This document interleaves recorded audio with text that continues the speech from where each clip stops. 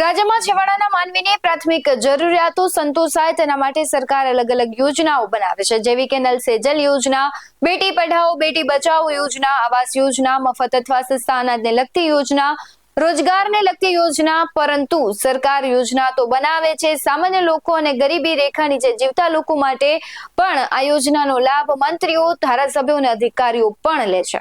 એટલે પ્રશ્ન અહીંયા એ થાય કે ગરીબ કોને કહેવાય? મંત્રીઓ અને ધારાસભ્યોને કે પછી જેને એક ટંક જમવા માટે સંઘર્ષ કરવો પડતો હોય તેવા લોકોને? નમસ્કાર, આપની સાથે હું ભગવતી વિશાવડિયા. રાજ્યમાં ભ્રષ્ટાચાર હદબાર ફૂલ્યો ફાલ્યો છે. મંત્રી સંત્રીથી લઈને કેટલાય નેતાઓ બેફામ ભ્રષ્ટાચાર કરી રહ્યા છે. મનરેગા યોજના હોય કે પછી આવાસ યોજના, બધે ગોલમાલ જ ચાલે છે. મનરેગામાં કૌભાંડ મંત્રી પુત્રોએ કર્યું હતું, આવાસ યોજનામાં ધારાસભ્યએ કર્યું છે. આજે વાત કરવી છે ધ્રોલમાં બહાર આવેલા આવાસ યોજનાના કૌભાંડની. કારણ કે ધ્રોલમાં પ્રધાનમંત્રી આવાસ યોજનામાં ધારાસભ્યના પુત્રએ લાભ લીધો છે. 76 કાલાવડ વિધાનસભાના ધારાસભ્ય મેઘજી ચાવડાના પુત્ર મોહિતે પ્રધાનમંત્રી આવાસ યોજનાનો લાભ લીધો છે. વૈભવી જીવન જીવતા પુત્રએ આવાસ યોજનામાં લાભ લેતા વિવાદ જાગ્યો છે. ત્યારે કોંગી કોર્પોરેટરે સમગ્ર મામલે ઊંડી તપાસની પણ માંગ કરી છે.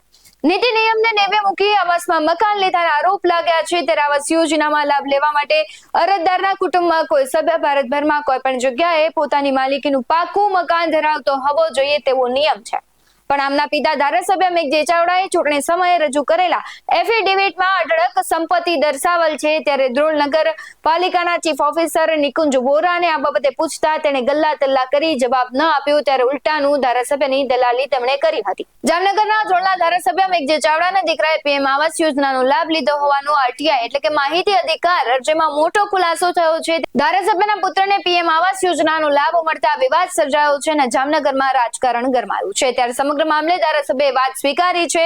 એમએલએના પુત્રએ લાભ મેળવ્યો હોવાના પુરાવા પણ સામે આવ્યા છે. આરટીઆઈની માહિતી મુજબ વાત કરીએ તો ધારાસભ્યના પુત્ર મોહિત દ્વારા ધ્રોલ નગરપાલિકા વિસ્તારમાં પ્રધાનમંત્રી આવાસ યોજનામાંથી સહાય મેળવીને પોતાનું મકાન બાંધવાનું કામ પણ શરૂ કર્યું હોવાનું સામે આવ્યું છે.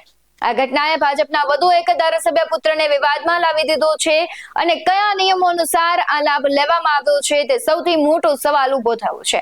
મોહિત ચાવડા એક લક્ઝરિયસ જીવન શૈલી જીવે છે, ત્યારે તેમને ગરીબો અને મધ્યમ વર્ગ માટેની આવાસ યોજનાનો લાભ લેતા અનેક ભ્રમણાઓ અને પ્રશ્નાર્થ ઉભા થયા છે.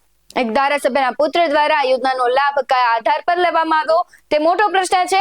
સામાન્ય ગરીબ લોકોને આવાસ યોજનામાં લાભ લેવા માટે અનેક દસ્તાવેજો રજૂ કરવા પડે છે અને સરકારી કચેરીઓના ધક્કા ખાવા પડે છે. ત્યારે શું ધારાસભ્યના પુત્રને આવાસમાં લાભ લેવા માટે કોઈ નીતિ નિયમો લાગુ નથી પડતા? તેવા સવાલ અનેક અહીંયા ઉઠી રહ્યા છે. જનતા પણ સવાલ ઉઠાવી રહી છે અને આ મુદ્દે કોંગ્રેસના સ્થાનિક કોર્પોરેટરે આ બાબતની સઘન તપાસ કરવા માંગ પણ કરી છે.